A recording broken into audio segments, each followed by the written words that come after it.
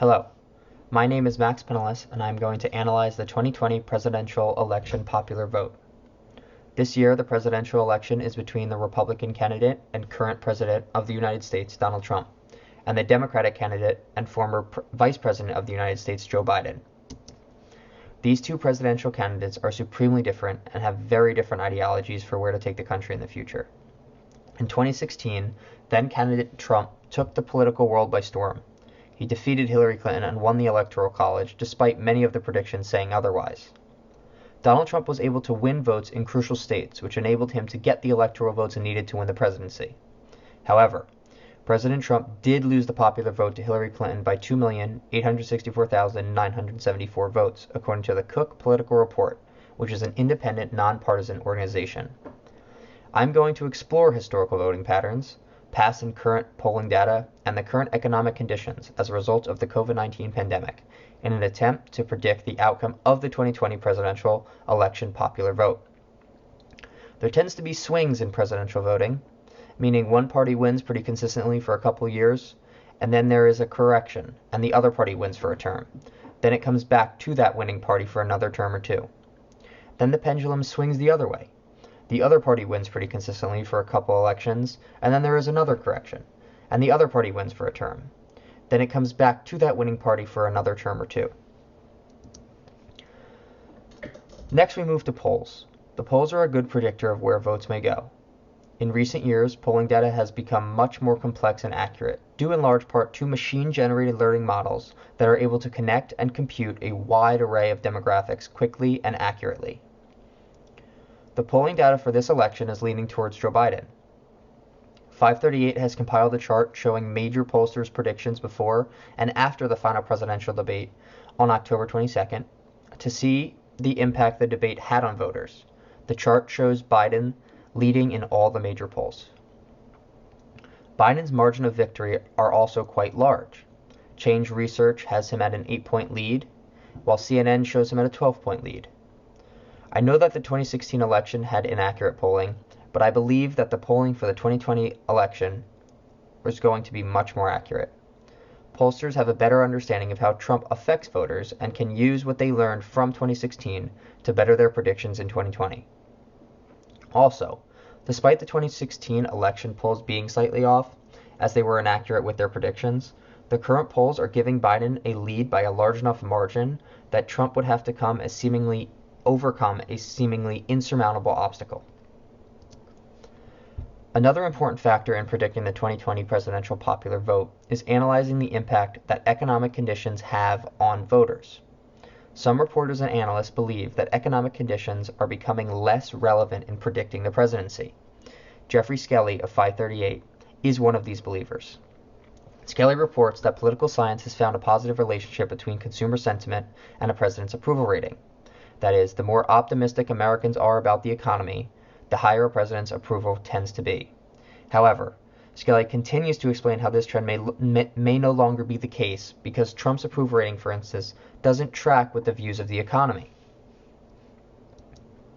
In conclusion, given the historical trends that show how the nation swings back and forth between Democrat and Republican, with some corrections in between, the 2020 presidential election will result in a win by the Democrats. Since there is an increase in attention paid to polling data, due in large part to the inaccuracies of the 2016 presidential election, this leads me to believe that the polls are more accurate than ever. Since these polls have Biden winning by such a large margin, I believe it would be near impossible for Trump to recover this many votes. In addition, the handling of the COVID-19 pandemic by the Trump administration and the resulting economic impact it has had leads me to believe that the current economic conditions will in fact play a large role in the 2020 presidential election. This all leads to my prediction that Joe Biden will defeat President Trump in the popular vote. I predict that Joe Biden will receive 53.7% of the popular vote, while Donald Trump will lose with 43.5% of the popular vote. Philip here. So I'm going to be presenting our predictions for the Electoral College and for the House of Representatives. Now, to be clear here, Lauren did do all the work for the Electoral College for our Electoral College section. However, she was unable to record a voiceover, and so she sent me her notes, and I will be recording that in her stead before moving on to the section that I actually worked on, which was again, our House predictions. So, our overall predictions for the Electoral College is that Biden will win the Electoral College with 279 electoral votes. Of these, 233 will come from solidly blue states, while 46 will come from swing states. Meanwhile, Trump will have 259 electoral votes, with 121 of those coming from red states and 138 coming from swing states. Now, just to break down those specific swing state predictions, let's start with the red states because the list is longer. So, firstly, Texas with 38 electoral votes. The main issue in this election for many Texans is taxes, and a lot of them are worried that Biden will raise them if he's elected. That, combined with the fact that Texas is just historically a Republican stronghold, even though that base has been weakening in recent years, means that that state is most likely to go to the Republicans in this election. As for Arizona, again, this is a historically red state, and though Biden has been doing a little bit better in the polls there, and as such it's likely to be a very close race, Republicans are banking on an election day surge that is likely to happen. As for Florida, with its 29 electoral votes, Florida is going to be a very, very close race. However, another election day surge like Lauren's also predicting in Arizona, combined with the fact that Trump lives there and thus has a home field advantage, means that our prediction is that Florida will go to Trump. With Georgia, now 32% of Georgia's population is black, which means that it's possible that some of Biden's past comments will come back to bite him. That issue, combined with voter disenfranchisement, is likely to play a role in creating a narrow Republican victory in the state of Georgia. North Carolina, my home state, there's been pretty high amounts of energy from the Trump base, just with holding rallies and caravans in North Carolina recently. It also usually goes red, and as such, the isolated blue and purple areas of the state will not be enough to flip it come Election Day 2020. Now, for Ohio, Trump is leading in the polls, and it went to Trump in 2016. Enough said. With Nebraska, though Trump's 2016 win in Nebraska was pretty slim, this is a historically red state, and so it is likely to go to Trump in 2020. And lastly, Iowa. So there's a pretty close race here, but Trump is leading in the polls, so the prediction is that Iowa will go to Trump. And now for the three blue swing states. Firstly, Wisconsin. Though Wisconsin did go red in 2016, there's a couple other issues, such as the environment, racial justice, and healthcare, that many in Wisconsin are pretty concerned with, and that causes it to lean blue. So the prediction here is that it's going to go blue. As for Michigan, it shifted Democratic recently, and a couple heavy Republican donors in the state have actually stepped back in recent years, meaning there's not as many funds pouring into Republican races. And with all that said, it's likely Michigan is going to go blue. Lastly, Pennsylvania. So despite 2016, where it swung red, Pennsylvania usually goes blue. In addition, many Pennsylvania voters have a pretty poor image of Trump in their head, and Biden is leading in the polls by 6 points. So, that is our Electoral College prediction. Biden's winning with 279, but Trump wins more of the swing states. And with that, on to the House.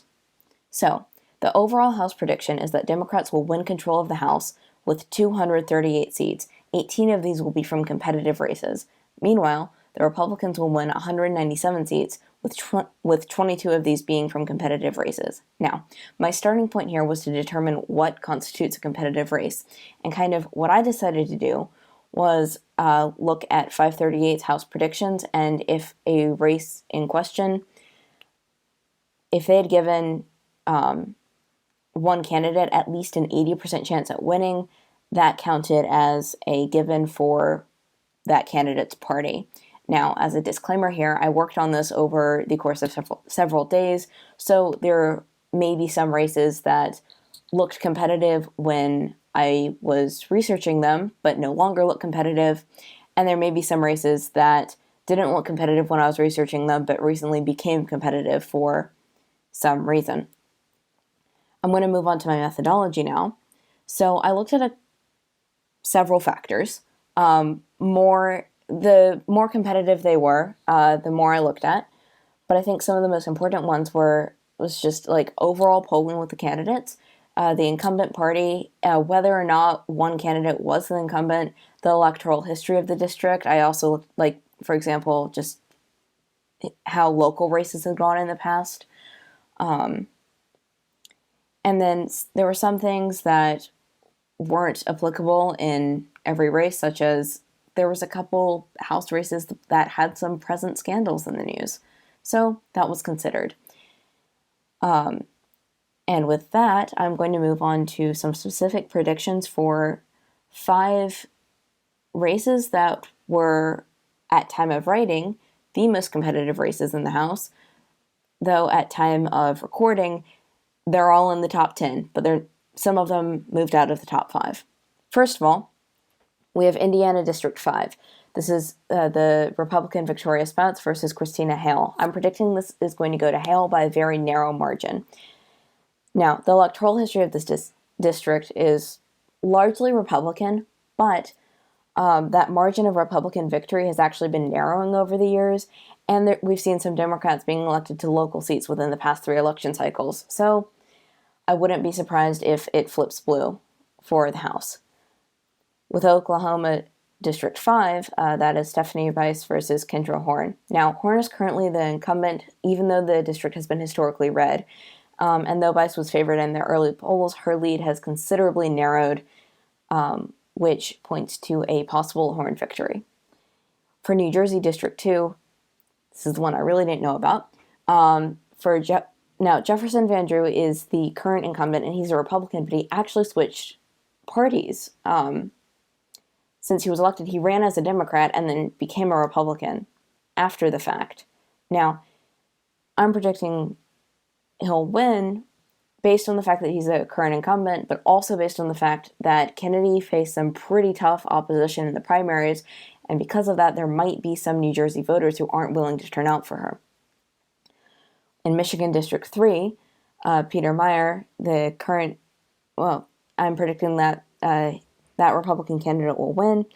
That's because this district's electoral history doesn't really look that great for the Democrats, as well as the fact that the current incumbent is libertarian, though he is retiring, and before him it was a solidly Republican district.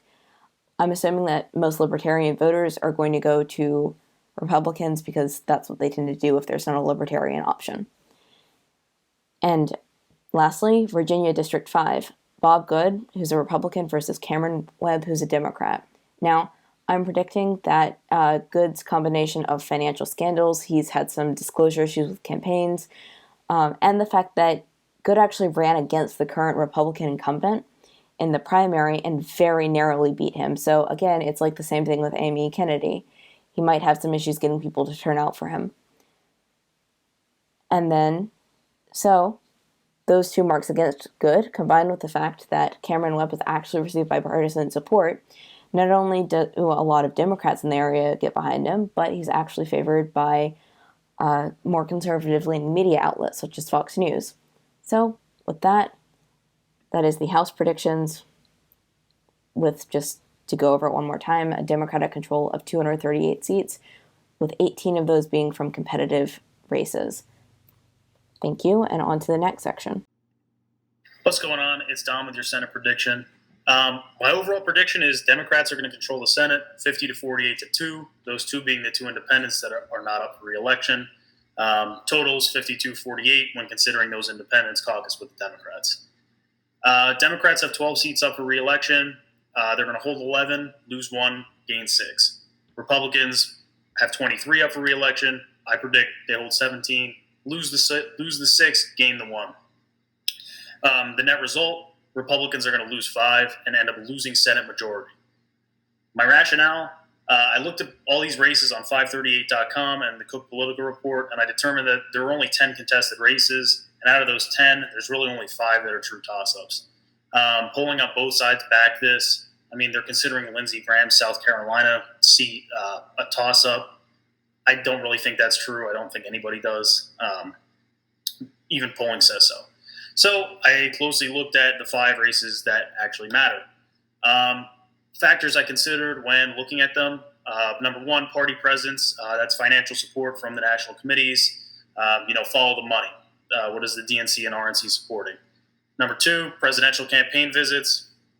Both parties are really relying heavily on the presidential candidate's momentum. That's going to carry over to the Senate races. Ground game and media time. That goes back to resources, more money, better ground game, more eloquent media. It's just how it is. 2, state voting history, 2016 presidential results, 2018 midterms. Combine both of these because it's kind of a hybrid of both. Is the trend of the blue wave going to continue, or are the Democrats going to ride that out? Or is the presence of Trump on the ballot going to be enough, for them to meet the red wall and the Republicans hold Senate majority? 3, 2020 polling results. I considered all 3 Senate, presidential, and House polling because the parties are going to try to ride the presidential success. The Senate races are obviously the ones we're looking at, and the House races overlap with the Senate races in some instances. So that matters. If a representative's doing well in the polls, that senator is likely to share the same success. And number 4, specific matchup discrepancies. That's factors such as scandals or a poor incumbent approval rating. That's more so relevant to races such as the Arizona race. So the top 5 contested seats we're looking at: number 1, Iowa, Joni Ernst versus Teresa Greenfield. On both sides, this is part up to be the most contested. I don't think the Democrats' resources can overwhelm Iowa's voting history. They consider it a swing state, maybe for Biden. I don't think for Greenfield. 51-49, Ernst and the GOP take it. Number 2, Georgia. Again, same situation as Iowa, except in this case, I predict historically high black voter turnout paired with the success Biden has had in the polls. I think Ossoff and the Democrats take this one, but barely. 50.5 to 49.5. This one's decided by mail-in votes after Election Day. They're not calling this one tomorrow night. Number 3 is Maine. Susan Collins versus Sarah Gideon. Tight race, but Susan Collins has come under a lot of fire for, saying she's going to be a moderate aisle crosser, always siding with Trump. She's facing off against a moderate Democrat. Sarah Gideon going to take the middle ground. She's going to win 53.5, 46.5. Susan Collins is going to lose the seat. Number 4, Arizona. Martha McSally, Mark Kelly. Interesting race. McSally has a really spotty voting history, always siding with GOP, a lot of public gaffes. Mark Kelly's really eloquent. DNC's put a lot of money into Arizona. They consider it a swing state. I think Kelly takes this one in a decisive victory, called on election night, but confirmed in the following days, 54-46. Last one, North Carolina. Tom Tillis, Cal Cunningham. Polling shows Tillis has fallen out of favor. North Carolina is a purple state in 2020. Democrats have put a lot of resources into it. A lot of time and energy has gone in. I feel like the GOP's kind of abandoned this race at this point, even though it's something they really should be focusing on trying to win. I'm not a strategist for the Republicans. 52-48, Cunningham takes it. Not called immediately, but the mail-in seal this one in the following days. Thank you for your time. I appreciate it. Have a good one.